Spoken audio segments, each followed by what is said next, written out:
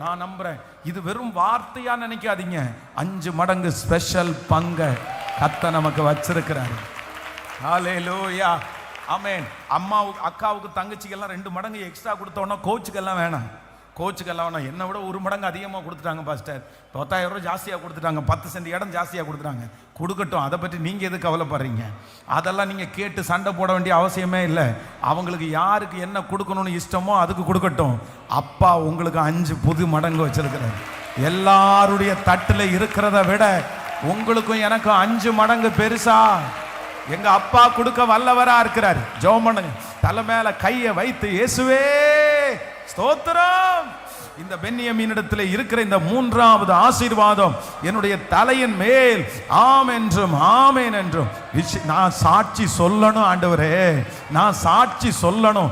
இந்த வார்த்தை அப்படியே ஆம் என்றும் ஆமேன் என்றும் நிறைவேறணும்.